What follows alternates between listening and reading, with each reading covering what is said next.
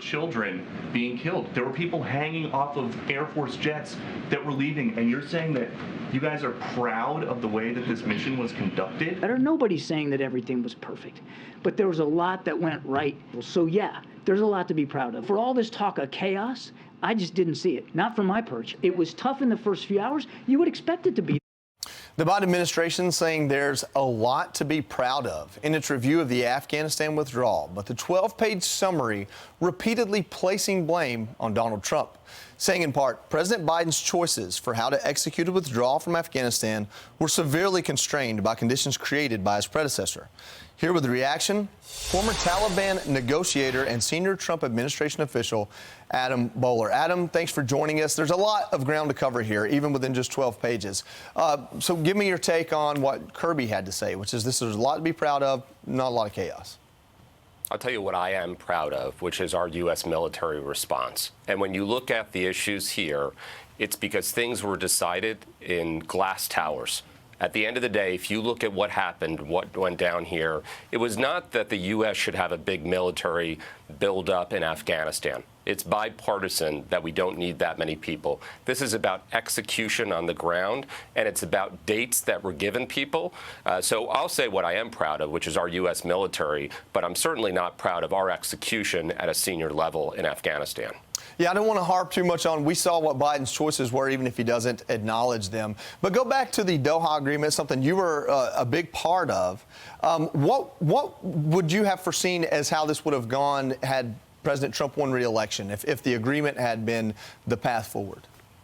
So the Doha agreement wasn't some kind of blank agreement that we were leaving by this date. There were a whole bunch of conditions in the agreement. And so here's what we can all agree on. Large amounts of troops in Afghanistan weren't working. Again, bipartisan view. Then there's a question of how we were getting attacked while we were down there, and how do we save the lives of our service members? And what the Doha agreement is, it stopped all attacks on U.S. troops the day after it was signed.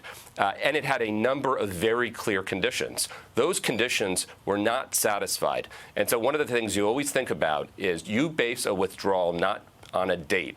It's based on conditions. That agreement had conditions. They were not satisfied. So we would not have left if U.S. citizens and Afghans that had helped our military were not safe. So under that agreement and saying that what you saw, those conditions were not satisfied.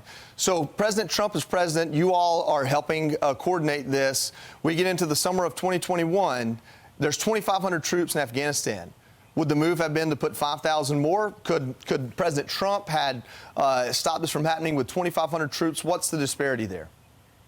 The disparity is that you need to do anything you can to stop something like this. And so at the end of the day, the conditions that have to be ready, if you're going to be out of there eventually, you have to evacuate folks. Now, let's keep in mind, until days before, there was no clear sign that what was going to happen was going to happen. In fact, we didn't even have a count of the number of people we were going to evacuate. We thought the number of people we were going to evacuate were 1/10 the amount of people that we actually had to evacuate. You're talking tens of thousands of people versus 1,000, 4,000, 5,000, 6,000 people. So to be clear, there was no view on the ground from that perspective. And so you don't press go unless you're ready. Well, it looks like in the end result, you're probably wise to negotiate with Taliban rather than the Afghan government, because they obviously didn't have any interest in fighting for their country. Sorry, things just to bring up something on that, Joey.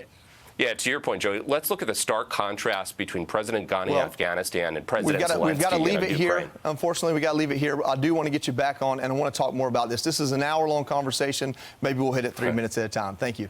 You got it, Joe. I'm Steve Ducey. I'm Brian Kilmeade. And I'm Ainsley Earhart. And click here to subscribe to the Fox News YouTube page to catch our hottest interviews and most compelling analysis.